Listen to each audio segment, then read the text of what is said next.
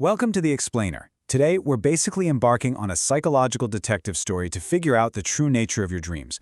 I mean, think about it. For centuries, humanity has spent a third of its entire existence asleep, experiencing these completely bizarre, super vivid nightly visions. But what do they actually mean? Are they just neurological static, or is there some hidden code waiting to be deciphered? Well, let's unpack the early days of psychoanalysis to find out. Okay, let's dive into this with something you've almost certainly experienced. Have you ever been dead asleep and suddenly you hear church bells ringing or a fire engine driving by, only to wake up and realize it was just your alarm clock going off the whole time? It's incredibly common. The external noise of the real world somehow invades the protective bubble of our sleep, and our brain just instantly writes it into a story. But why on earth does our mind do this?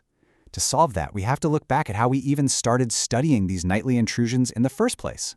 This massive shift in psychology actually began with a very specific aha realization during patient treatment. See, psychoanalysis was founded on the discovery that neurotic symptoms in patients actually made sense. They weren't just random physical spasms. And unexpectedly, patients started bringing forward their dreams instead of just their symptoms. This sparked a huge realization. Dreams themselves could be viewed as symptoms that occur in entirely healthy people. They're a universal human experience that actually possesses a hidden, decipherable sense. But man, this idea was incredibly controversial at the time. The exact science of the 19th century had basically built a massive brick wall against studying dreams. The medical establishment considered it positively disgraceful. To them, dreams were just trivial nonsense. Serious doctors were supposed to be looking at things under a microscope, right? Like tumors, not chasing after the weird, half-forgotten memories of a sleeping mind. All right, so that brings us to Phase 1, Ancient Science versus Modern Science. Humanity's relationship with its own dreams tells a fascinating story of massive whiplash. In antiquity, dreams were actually highly esteemed. For instance, when Alexander the Great was besieging the city of Tyre, he had a dream of a dancing satyr. His dream interpreters confidently told him this meant he would conquer the city, which he promptly did. But fast forward through the Middle Ages, where dreams were relegated to mere superstition, and we arrive back at the 19th century. By then, the exact sciences had stripped dreams of all meaning entirely, reducing them to purely somatic, meaning physical, twitches of the brain. To really understand just how dismissive the 19th century medical world was, get this. They compared the content of a dream to the sounds produced when the 10 fingers of a man who knows nothing of music wander over the keys of a piano. Literally, just random noise. They believed dream contents were entirely disjointed. It wasn't a symphony, it was just biological machinery misfiring in the dark. Which leads us to Phase 2, the purpose of sleep. If we're going to crack the mystery of dreams, we first have to shift our focus toward the actual biological and psychological function of sleep itself. The texts define sleep as a profound withdrawal from the external world. When we go to sleep, we're essentially saying to the world, hey, leave me in peace. We seek out a warm, dark, stimulus-free environment. Biologically and psychologically, we're trying to recreate the absolute peace of existence in the womb. We want zero interruptions, zero mental activity. So, that brings us to a really compelling Socratic question. If sleep is the ultimate attempt to shut out the world entirely and stop all mental activity, then what on earth are dreams doing there?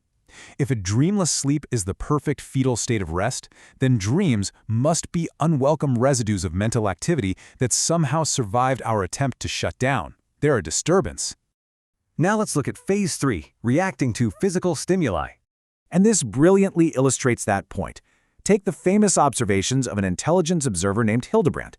On 3 totally separate occasions, his sleep was disturbed by the exact same physical stimulus, his alarm clock. But his dream reacted differently every single time. First, it was church bells ringing. Then, a winter sleigh ride with jingling bells. Finally, a kitchen maid dropping a massive stack of fragile plates. The waking noise was cleverly disguised by the dream.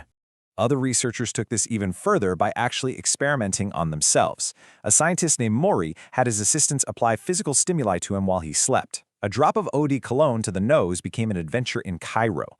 A light pinch on the neck, which by the way is a wild way to treat your boss, turned into a dream of a doctor applying a burning mustard plaster. So yes, the physical stimulus enters the dream for sure, but it brings along an entire cinematic universe of absurd, unexplained mental baggage. Which forces us to ask a crucial question that the purely physical theory just cannot answer. Why does the dream interpret the exact same stimulus differently each time? Why did Hildebrandt's alarm clock become church bells one day and breaking plates the next? If dreams are really just mechanical twitches, the reaction should be exactly the same every single time, right?